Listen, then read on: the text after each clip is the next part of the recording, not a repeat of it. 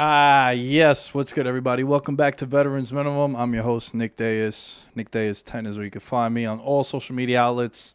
Before we get started, shouts to the members of the Patreon. We got Christopher Velasquez, Derek Platees, Devin Rendon, Mike Wozniak, Ryan Pisner, Stephen Briggs, and Jordan Riley. Thank you all for your contributions. And we got some new patrons.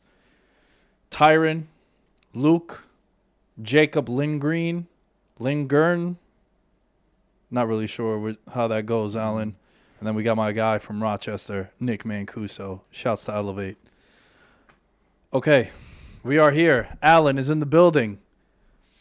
Who's not going to be in the building in London are the wide receivers for the Falcons. What the hell is going on there? No, but it's okay though. Like Cordell Patterson's MVP push will just continue. He's going to get like 35 touches and it's okay, because right now, to me, the MVP race, it's like Kyle Murray, Pat Mahomes, and I'm putting Cordell Patterson there, and then Justin Herbert. Cordell Patterson push. Yo. 30 years old, the breakout of his life. Dude, it's so random how, like, not random, but last week I think he played like 20 of 70 snaps. It was something really ridiculous. He played like 30% of the snaps. Yeah, he didn't get the snaps on last drive when they needed to kill the game. They played Mike Davis. So I like Mike Davis, but when someone's hot, like, why get away from that?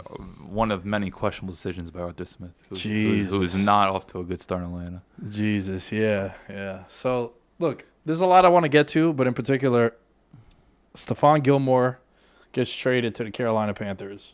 What are your thoughts with that move? I just love Carolina's approach. They're just saying, okay, we have the talent to win now. Obviously not to win a Super Bowl, but like we're competitive. There's no reason why we shouldn't be in the playoffs, so let's just go for it. There's obviously a connection there with Gilmore. I believe he is a Carolina boy, correct? Yeah. Mm-hmm. So it's just their cornerback group went from like nobody last year to now it is so crowded. I know J.C. Horn's out for a bit, but you still have now C.J. Henderson, Dante Jackson, AJ. Oh, I forgot AJ Boye was on the team until about last Sunday. So that they are very crowded. They're very physical too. You have a lot of long physical corners, very guys that aren't afraid to press, and that's the kind of defense they're running down there. And I'm really impressed by just Carolina's approach now. Just like, all right, we have cap space, because that was the whole thing. Like everyone was talking about, oh, he could go this team, that team. It's like, look at that contract. It's gonna be very hard to afford them. So there's only a certain amount of teams that could. You know, I would have liked Arizona or Dallas to get involved, but I don't know the cap situation. So, but Carolina's not a bad move. They're an exciting team right now. Yeah, definitely exciting. Definitely one of the bright spots through the first 4 weeks of the season. They were a team I was relatively high on. I thought good things. I thought they were one of my favorite bets for teams to make the playoffs, if you're looking at it from an odds and value perspective. And I like the aggressiveness. They're going after a corner who he just was unhappy in New England because he went from a contender when he first got to New England to Brady leaves, sort of a mini rebuild while trying to be competitive, and then he wanted to get more money. Well, I think the biggest thing is he wasn't getting paid. Right. So New England doesn't really pay corners. Which was weird when they first brought him in. But I'm talking about like the second contract. Right, yeah. Do you think he has anything left? Oh, yeah. Just because they're coming off a serious injury.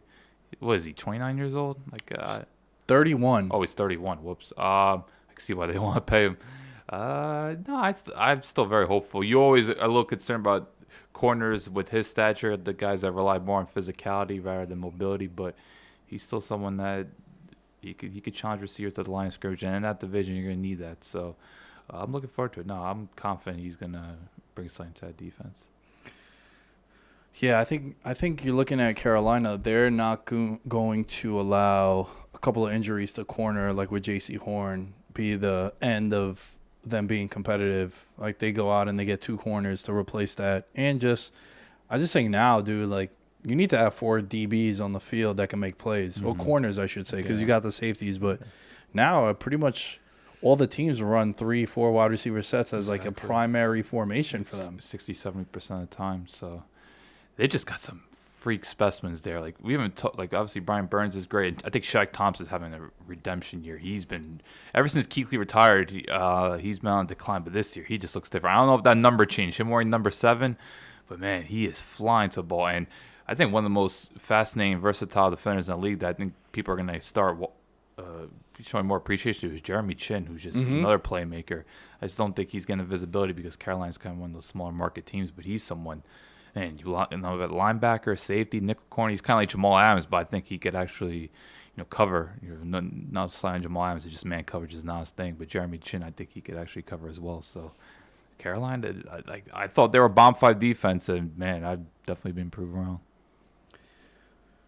What do you think is the upside for Carolina this year? You think they can make the playoffs? I think they're the best second tier team that's not in the NFC West, meaning okay, NFC West, we expect 3 teams minimum to make the playoffs. The division winners, so Rams or the Cardinals, and then probably Seattle. If you want to put San Fran there, fine. But besides that, there's nobody. NFC East is 1 team. NFC North likely 1 team. Who else? Saints are such an enigma right now. Who knows what you can make it from that? From their performances over the past few weeks. But I think Carolina, you have to put there, right behind maybe whether it's the Rams and Seahawks or Cardinals and Seahawks. Because to me, Cardinals, Rams, those are going to be 2 teams probably fighting for division. I just think Seattle defensively, a lot of problems. But no, I think Carolina, they're probably I could see them getting that 7th seed, absolutely. Yeah, I think that's their ceiling. Yeah. I think if all goes well for them, they could compete for maybe come down to the last week or 2 for them to get that 7th seed. But I think that'd be a big win for them and that program moving forward because I like what Matt Rule is doing down there. And what was cool was he did sign for 5 years, so it was going to be a slow build for them. And this could be I still do think that we're a year away from them. Oh, yeah. I see them. Still got to see more from Darnold. The O-line's still a bit of a mess. Right, and I see them being the super trendy pick to make a big leap next year, right? There's always that team coming in. Yeah, I just think a lot of it comes down to Darnold's development. If Darnold, okay, he's off to a good start, but he has to maintain it. Because we know in the NFC, you really need a top-tier quarterback to compete. So the overall progression of Donald will probably determine how we're feeling about Carolina going to 2022.